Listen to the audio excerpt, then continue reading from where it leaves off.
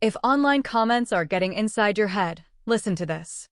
Ariana Grande's decision to step back from public-facing work amid intense public scrutiny is a reminder that constant online commentary can affect anyone.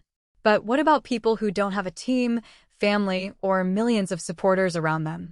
This episode looks at what online abuse can do to your confidence and anxiety, and how to protect yourself, get support, and take back control when strangers online start affecting your real life. You're listening to Emotional Intelligence Developer. And today, we're talking about something that can be much more damaging than people realize. Online comments. Ariana Grande is currently stepping back from public-facing work after facing intense and ongoing public scrutiny. Her situation has generated enormous discussion online, including commentary about her appearance and well-being. And here's the part one want you to think about. If constant public scrutiny can become overwhelming for someone with millions of supporters, professional resources, and people around them, what happens to the person sitting alone in their bedroom reading hundreds of horrible comments about themselves? What happens to the young person who's being bullied online? The person being mocked about their appearance? The person being attacked because of their opinions? Or the person who looks completely fine in public, but is quietly developing anxiety because of what people are saying about them online? Let's talk about it. 1. Online comments can follow you into real life. You might tell yourself, it's just the internet. But your brain doesn't always treat it that way. You read something cruel. You think about it while you're working. You remember it when you're trying to sleep. You check the comments again. Then you start wondering, maybe they're right. And that's when online abuse stops being something you saw on a screen. It starts affecting how you see yourself. 2. Don't underestimate what repeated comments can do. One horrible comment might hurt, but imagine seeing hundreds. Every day. Someone says you're ugly. Someone says you're stupid. Someone makes fun of your body. Someone attacks your relationship. Someone tells you that nobody likes you. Eventually, you can start hearing those voices even when you're offline. You might become afraid to post, afraid to speak, afraid to leave the house, afraid of being judged. And you might start changing yourself to avoid criticism. That's when you need to take the situation seriously. 3. Stop treating every comment as feedback. This is a big one. Not every opinion deserves your attention. Someone saying, I don't like this. That's an opinion. Someone saying, you're worthless. That's abuse. Someone giving you genuine criticism is different from someone deliberately trying to humiliate you. Learn the difference. Constructive criticism gives you something useful to consider. Cruelty just tries to make you feel smaller. You don't have to treat both equally. 4. Don't keep reading what hurts you. This sounds obvious, but it's one of the hardest things to do. You get a horrible comment. You read it. Then you read the replies. Then you check their profile.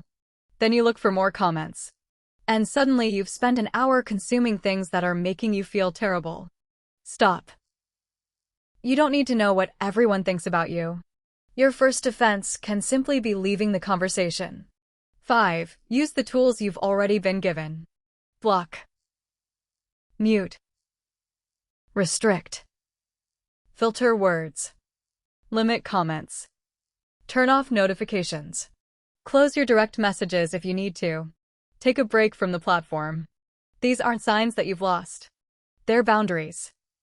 If someone repeatedly walks into your house just to insult you, you wouldn't keep opening the door. The same principle applies online. 6. Take a break before the internet changes your reality.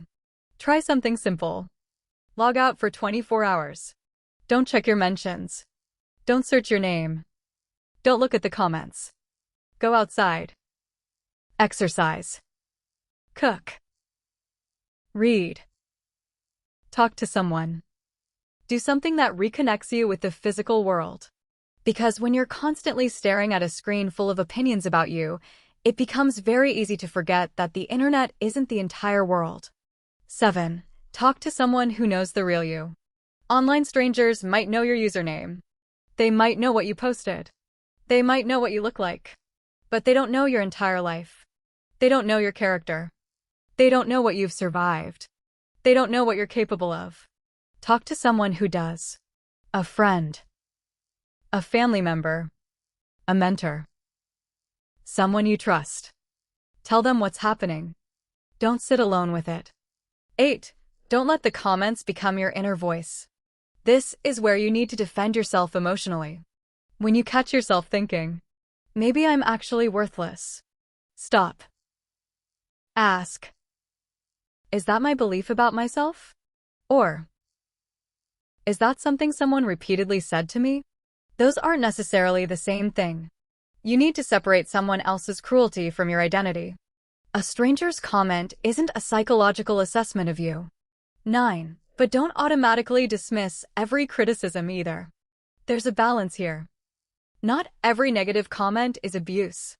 Sometimes someone might point out something you genuinely need to improve. And emotional strength means being able to hear useful criticism without allowing it to destroy your self-esteem. Ask yourself, is there something useful here? If there is, learn from it. If there isn't, let it go. You don't have to accept someone's cruelty just because they called it honesty. 10. Document serious harassment. If someone is repeatedly threatening you, stalking you, impersonating you, sharing private information, or targeting you with sustained harassment, don't just keep deleting everything. Save evidence. Take screenshots. Keep dates and usernames. Report the accounts through the platform. And if someone makes credible threats or you believe you're in immediate danger, seek appropriate local professional or law enforcement help. You don't have to handle serious harassment alone. 11. Get professional help if it's affecting your life. This is where I want to be very direct. If online abuse is causing persistent anxiety, affecting your sleep, making you isolate yourself, damaging your confidence, or making everyday life difficult, talk to a qualified mental health professional. You don't have to wait until you're completely overwhelmed. You can say, people online are affecting me more than I expected, and I don't know how to deal with it. That's enough to start the conversation. 12. Give yourself permission to disappear for a while. You don't owe the internet constant access to you. You can take a break. You can stop posting. You can close the app. You can protect your privacy. And you don't need to announce your departure with a dramatic statement. Sometimes you just need to step away, heal, and come back when you're ready. 13. And remember this. Someone can have millions of followers and still be affected by what people say. So don't look at your own reaction and think, why am I so sensitive? You're human. Words can hurt. Repeated humiliation can hurt. Constant judgment can hurt. And online abuse can affect your emotional well-being even when the person attacking you doesn't know you personally. But here's what you can control. You can decide what gets access to you. You can block. You can leave.